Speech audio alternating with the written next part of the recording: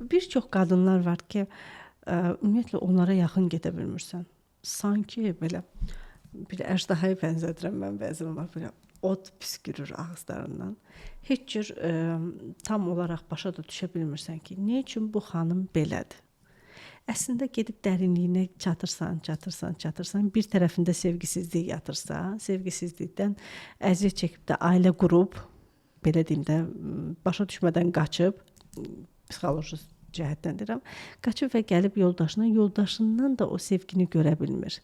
Nə həyatda, nə yataqda. Bu qadın necə düzələ bilər? Bu tip qadınlar, onlar bütün səhvləri, bütün qüsurları digər insanlarda görürlər. Çünki bu tip xanımlarda, onlarda hər şey planlıdır, hər şey kontrol altındadır. Onlar belə dustaq kimidirlər və onlar deyə bilər ki, siz normal olun və görəcəksiniz ki, mən də normalam.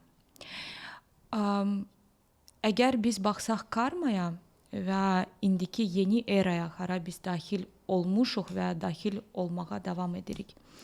Bu era inkişaf erası, bu era karma erası, harda biz nəsə yaradırıq və sonra nəyisə tez bir zamanda alırıq.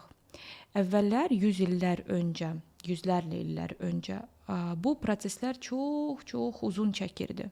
İndi biz baxa bilərik ki, biz bir həyatın içində sanki bir neçə həyat yaşayırıq.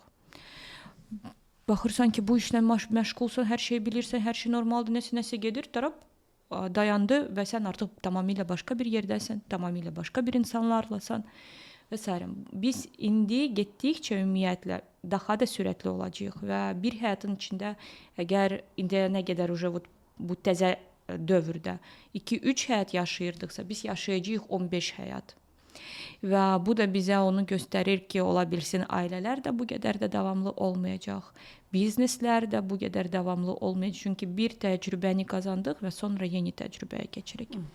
Və bu məsələdə var müəyyən bir stildə insan. O tip qadınları, допустим, siz nümunə gətirdiniz. Deməli, bir zamanda artıq bu təcrübədə yaşayıb və bir zaman ona ya öz xoşluğuyla, misal üçün hansısa podruqası yola gətirəcək necəsə, ya da ki podruqasından, ya da ki başqa bir insandan təsadüfən necəsə nəsə görəcək və anlayacaq ki, wow, bəlkə mənim həyatımda nəsə yolumda getmir, bəlkə nəsə dəyişdirmək lazımdır. Amma çox vaxtı bu necə olacaq? Gələcək şapalaq. Və şapalaq gəlir çox ağır, çox çətin. Misal sizə bir gətirəcəm. Yəqin ki, izləyicilər üçün də bu nümunə yaxın olacaq. Nə vaxt qadın xəyanətə uğrandı və ondan sonra baxırsan, qadın sanki çiçəkləndi. Prava da aldı, maşında sürür, hansısa biznes qurur, nəsə ora harasa gedir, səyahətlərə ayrılmadı. O qadın ayrılmadı, o qadın eyni kişi ilə yaşayır. Amma sanki bu qadına yeni bir nəfəs gəldi.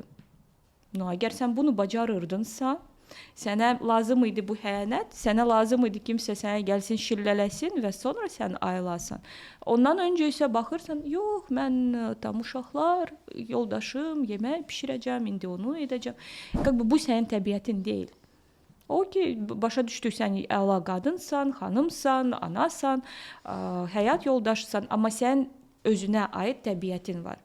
Və bəzən özümüzə aid olan təbiətə gəlmək üçün hansısa bir stimul olmalıdır. Stimullar çox, bəzən siqnallar onlar verilir, prosta biz onları görürük. Bizə lazımdır sirena çalsın. Sirena çalanda, wow, onda ayıldıq, wow, nə gözəldir, nə yaxşıdır.